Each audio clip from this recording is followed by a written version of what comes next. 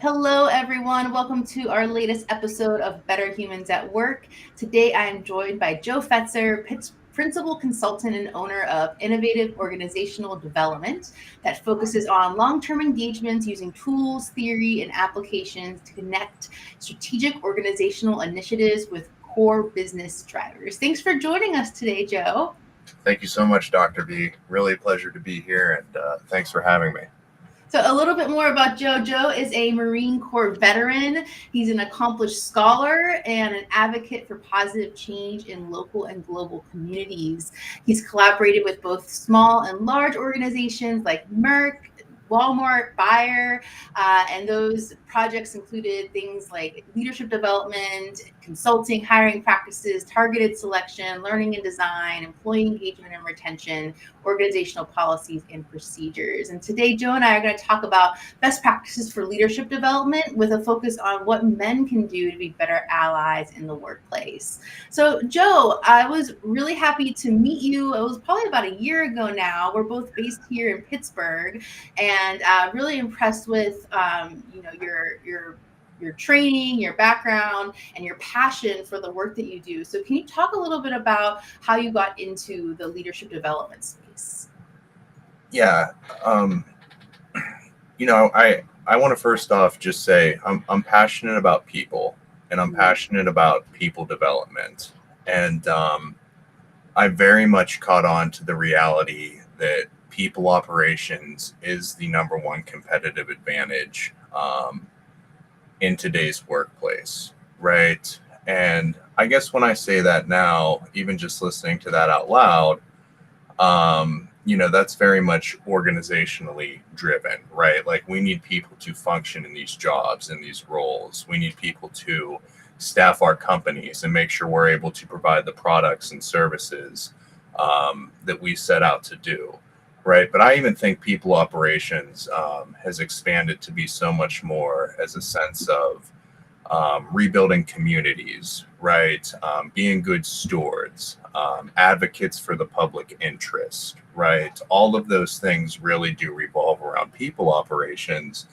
And when you can impact people, whether that's in an organizational setting or in a community, you can very much make a difference. All right.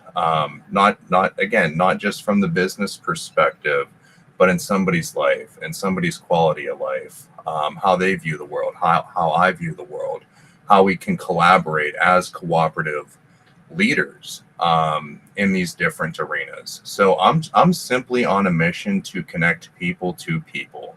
And that's what drives a lot of my practice. That's what drives a lot of organizational development. And that's the perspective and angle that I like to take on these things, if that makes sense. Yeah, absolutely.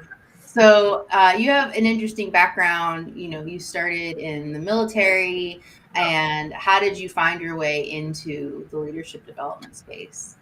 Yeah. And I'm not going to commandeer the conversation too much with my time in the Marine Corps, but I was a bomb tech. And, that's one of the most critical and dangerous jobs in the world. And I'm so privileged to be able to have done that. And it was a past life, but I gained a lot of exposure. I gained a lot of experience through those things. I saw a lot of the world, everywhere from Afghanistan to Africa to Moscow, Russia to Kiev, Turkey, the Asia Pacific.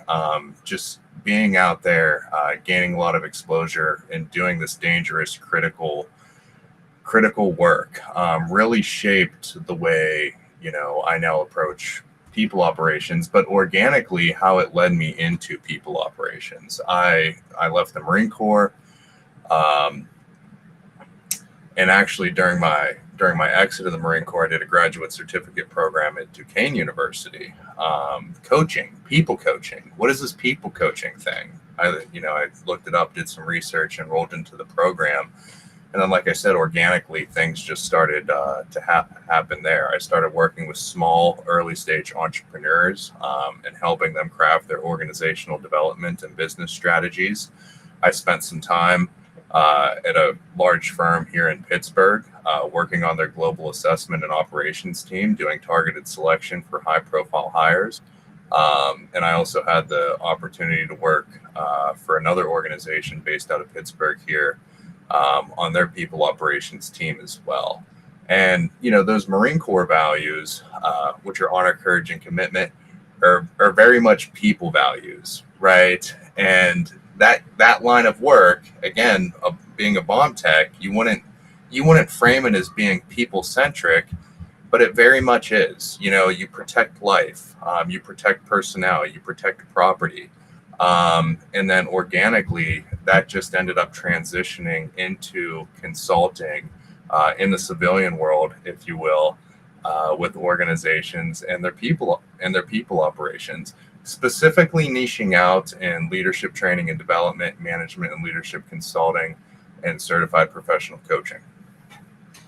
And I'm glad you brought up some of your previous experience, because aside from living in Pittsburgh, one of the companies that you worked at is the company that got me into the DEI space, which is DDI, Development Dimensions International. That's actually the company that brought me back to Pittsburgh, because I'm a boomerang. I was gone for about 10 years and then returned to have an internship at DDI, which then turned into a full-time position. And it was there where I started getting involved in the women in leadership practice. And intuitively, all the content was very much directed at women and what women should be doing to advance their careers. But if you look at any organizational hierarchy, the higher you go up, the less and less women there are. And so I had the idea of, how do we get more men actively involved in these initiatives? And then that turned into a Men as Allies training program that I built for them, that they still sell to this day. That was the basis of my dissertation work. And it was the foray of my entering into the DEI space. And that was 8 years ago now, which is wild.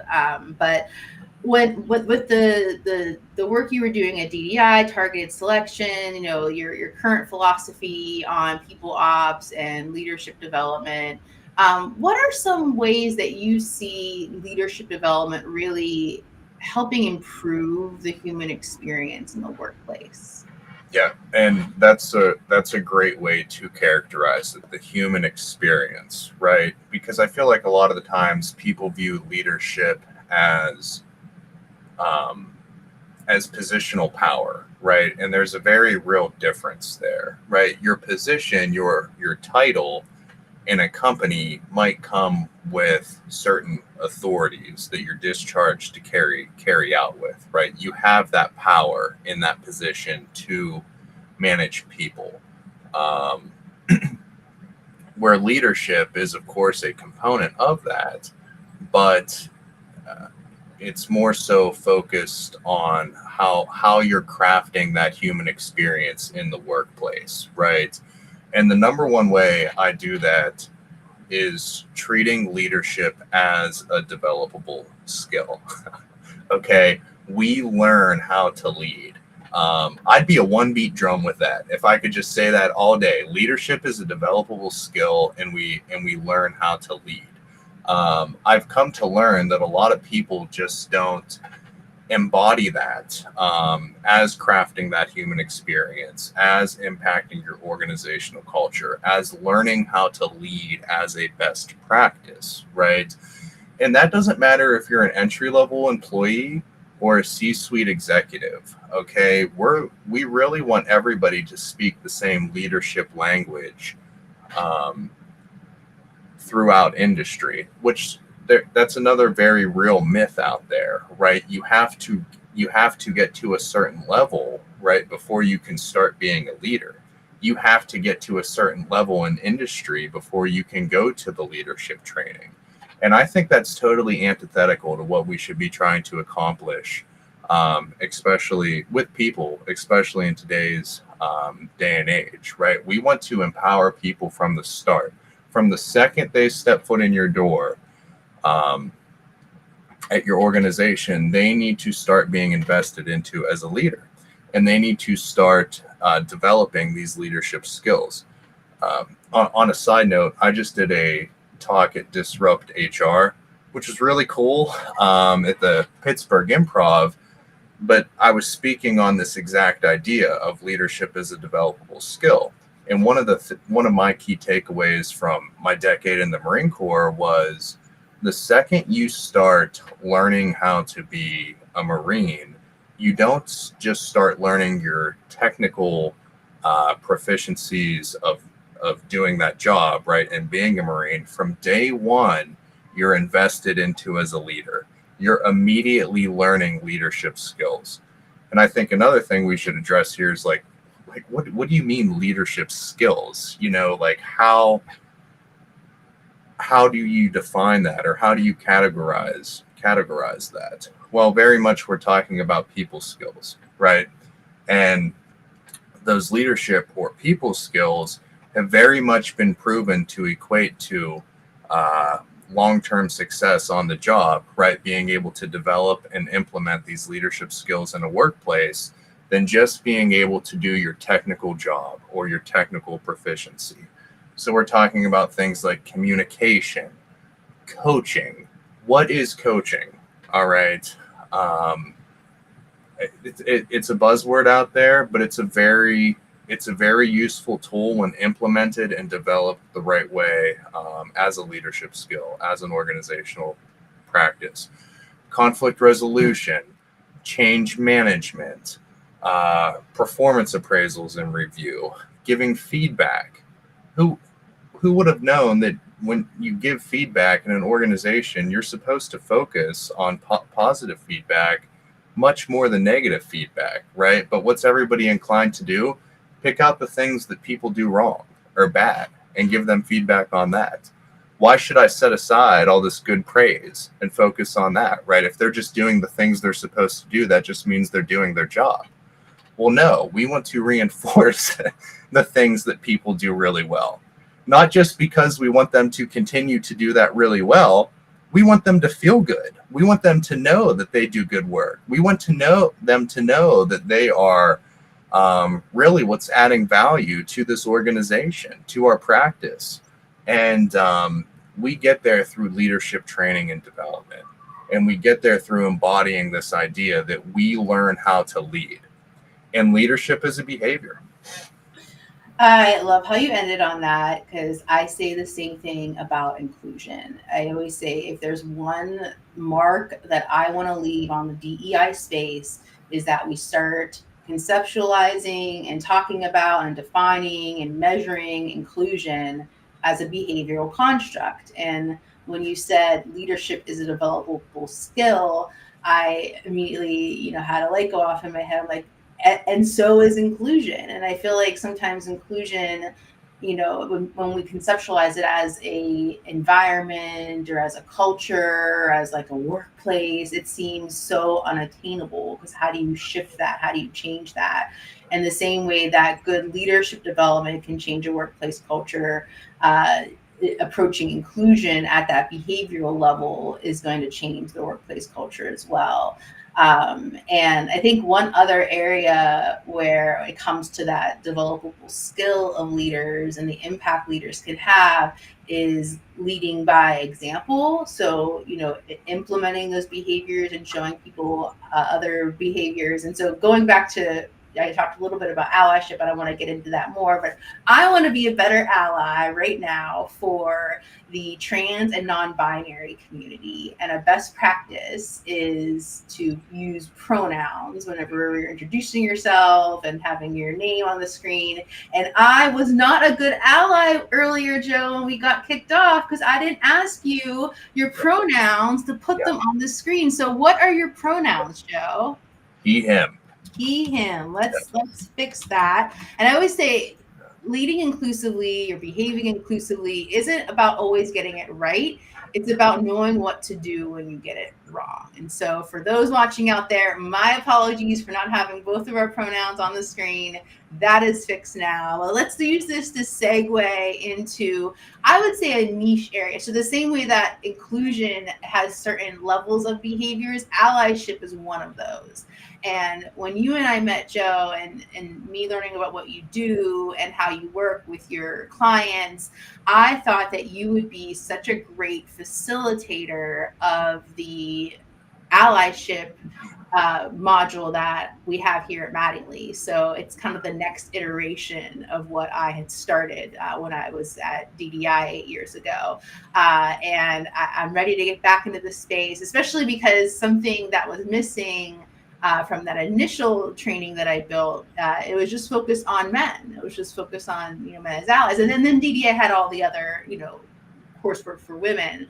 But I want to have a course where we have men in one room and those who don't identify as men in the other room. So whether you're female or non-binary, and I'm facilitating in the women's room, the non-male room. We have Joe facilitating in the men's room, and not the actual men's room. To be clarify, we're in we're in meeting rooms, not bathrooms here, people. But we're having that safe experience of what it means to either be an ally or work with an ally, barriers to having these ally partnerships that are so critical for coming together across difference.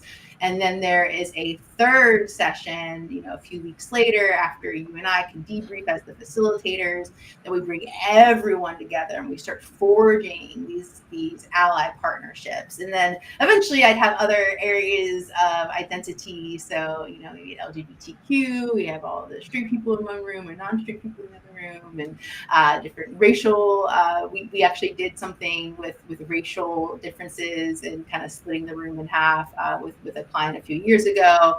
But I wanted to get your take, especially as like a white, cis, hetero male, how do you see this interplay with allyship and leadership development? Yeah. Well, first and foremost, honesty is a large part of these conversations, right? And straight white male here, I feel like I have to acknowledge, that's my experience, that's my lived experience, right? And that's my that's the life that I have lived, through that lens of a straight white male. And I have been around the table facilitating these discussions. And it's hard. It's hard for people to do, plain and simple. And for some reason, one, I think that, we really do have a lot of momentum around social injustice in the movement, that's kind of been building up some momentum here in America, if not all over the world, because I think it's important that we have these uncomfortable conversations to see that they don't have to be so uncomfortable, right? And DEIA is not this big scary monster, right? And you can learn how to do this because it is a developable skill. But when you were talking, I had a little light bulb go off in my head too, in the way that you were framing things. And inclusivity, inclusion is a verb, right? Allyship is a verb. And even just breaking it down so simply like that, all we're saying is these are action words, right? These are ways that you can take action and participate to be this change agent that your organization leads, right? Because it's no secret that white males have been the dominant group, right? And through that lens, through that acknowledgement, I think that we, again, as white men, can view allyship as kind of this strategic mechanism, right? To not just say, hey, we do DEIA, but how we facilitate these conversations as collaborators, right? How we're an accomplice to being DEIA practitioners in the workplace, right? It's not just about, we're just not taking that numbers inventory of my organization and saying we're diverse. Back to what we said, opening up, we're cultivating that human experience that makes diversity, equity, and inclusion a lived thing in the work environment. Well, so what's interesting about what you just said is the collaboration piece, the intentional inclusion piece of white men, because I see a lot of the backlash against DEI right now coming from a place where people feel like it's an us versus them, and I'm not a part of this, and this is discriminatory, this is exclusionary. But that true DEI is not that whatsoever. Like diversity as a concept very much includes white men. White men are part of that picture. If we don't have white men in the picture, then that's not diversity to its full extent. We need to have that full range of human identities. And a stat that I absolutely love comes from Boston Consulting Group, and they looked at organizations and evaluated the effectiveness of their DEI programming. And they found that DEI programs that intentionally involved allies were 3 times more effective than those that didn't. And so we need white men to be able to succeed at these efforts. And there's even more research that shows that doing DEI right is going to reduce turnover, and it's going to increase innovation, which is going to lead to more productivity and hit the bottom line. And so it's a business advantage. I think the same way that leadership development is a business advantage, because when, as you said, the biggest competitive advantage that organization has are leveraging its people. And so I am curious, Joe, for those watching out there, and especially from your perspective as a leadership development expert, as a white male, what are 3 pointers that you would give for those watching who want to know how to be better allies as a white man in the workplace? Yeah. You know, going back to my bomb teching days, I had a leader tell me one time that being advanced is brilliance in the basics. And I do say this a lot when I speak because it really resonates with me. But I think it makes a great point, right? Especially during our conversation today. How can we, be allies in the workplace? Again, it doesn't have to be some scary quantitative model to run some type of regression analysis and analyze it like that. No, we need to think of how can we, really advance allyship in the workplace with just basic, simple steps that have far-reaching and lasting impacts. And I think that the first one would be learn to listen.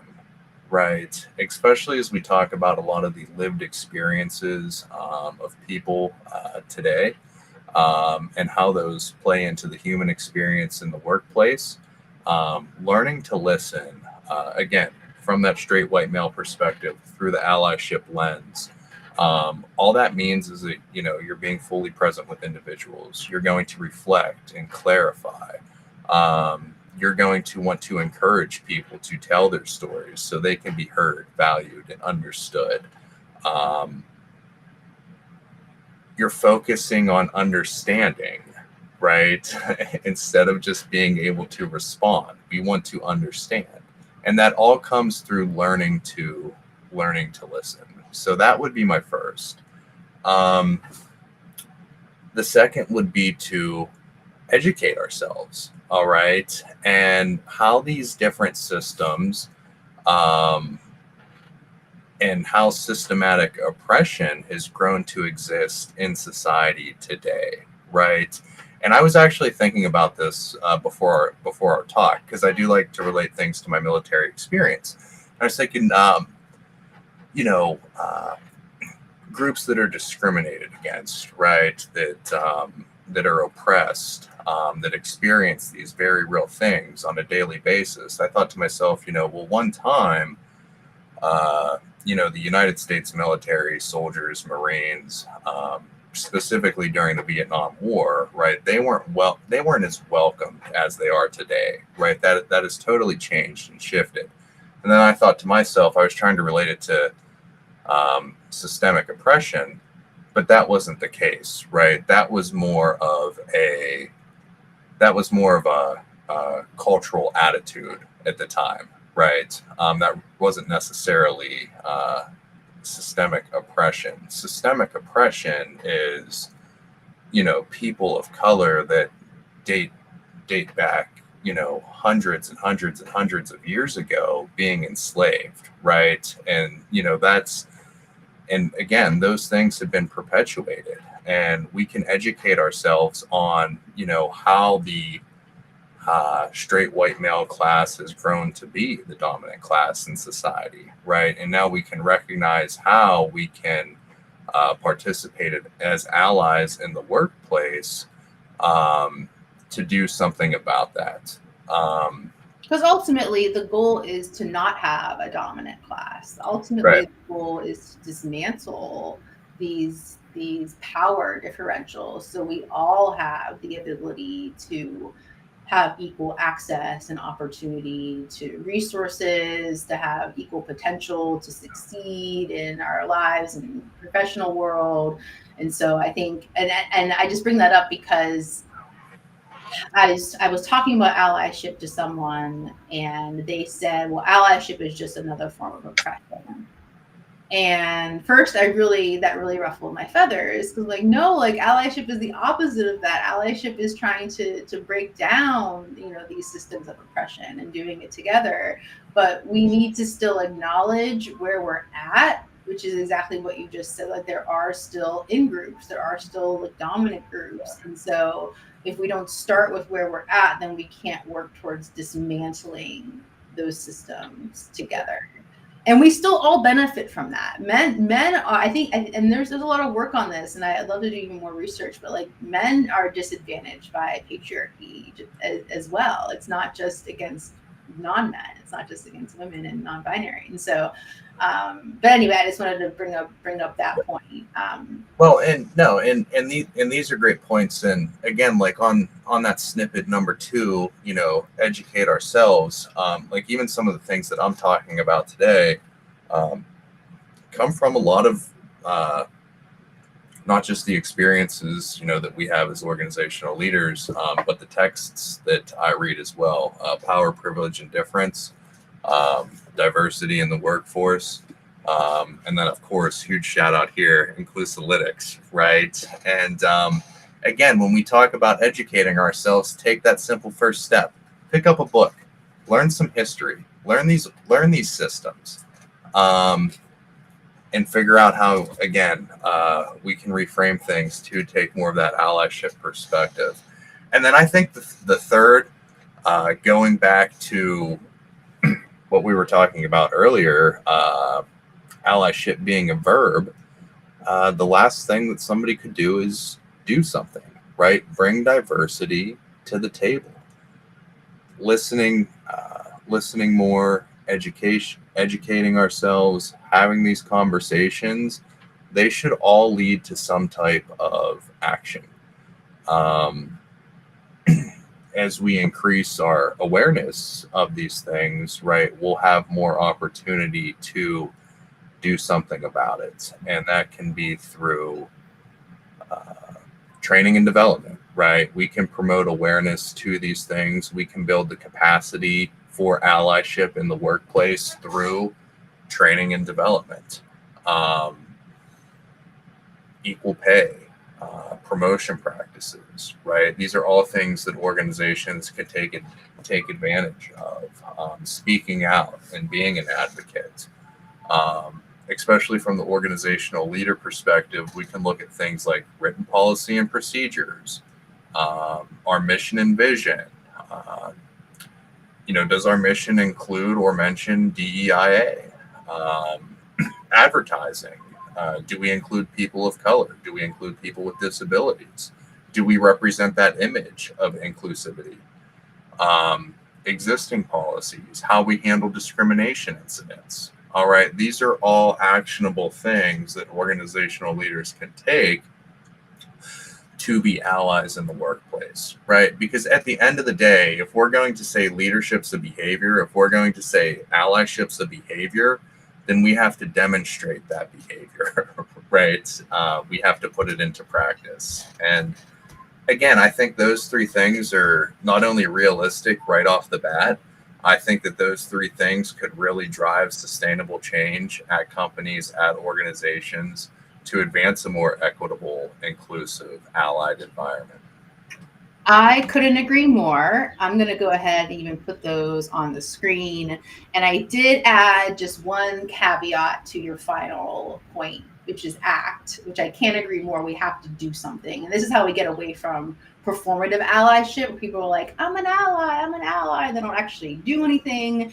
I always say, I don't think we should ever call ourselves allies. I always say I'm trying to be a better ally, because it's whenever someone calls you their ally that you know you're getting it right. And so when it comes to the actions we take, it should always really come from those whom we're trying to serve. And so I love the actions that you mentioned, Joe, because they were all very systemic, especially, the policy change and, what like senior leaders can do when it comes to advancing DEI or DEIA in the workplace. But there's DEI work is like boiling the ocean. Like, you don't know really where to start. There's a million things that could and should be done to build a more diverse, equitable, and inclusive workplace. And so to figure out where to begin, go to the populations, the most marginalized, the most underrepresented populations in the organization, in the community that you're trying to serve, and work in close partnership with them. An example is I am a ally member of Blacks in IO Psychology. It's like one of my favorite organizations, and we're starting a membership, allyship committee. And and all these allies have all these ideas of what they want to do to help serve this organization, which is all fine and well. But the first thing I did was went to the leaders and said, what do y'all need? What do you need more than anything else? And that should be the work that we're doing, because who knows better for how they can be best served than the population that you're trying to serve. And so act in partnership with those who you want to serve. Absolutely educate yourself. If you can find out something on Google or in a book, you should not be burdening someone with, getting that information from them. And then absolutely listen to learn, don't just listen to react. So thank you for those points, Joe. Thank you for this conversation. This is really great. I'm excited that we're both based here in Pittsburgh. I'm excited for us doing some more collaborative work together. If someone wants to work with you, Joe, or learn how to, better partner with you, what's the best way to get in touch with you? Yeah, well, and hey, Dr. V, thank you so much, really. Great conversation. And it truly is an honor just to be a collaborator in this meaningful work that you're leading across industry. And it's very much needed. But hey, if you do want to get in contact with me, of course, you can find me on LinkedIn, Joseph M. Fetzer, MBA, PCC. You can reach me at my email address, which is going to be Joe, Joe, at INNOOD.com, or you could go to my website, www.INNOOD.com. That stands for Innovative Organizational Development, by the way. Well, thank you so much for joining us today, Joe, and thank you for all that you do to help us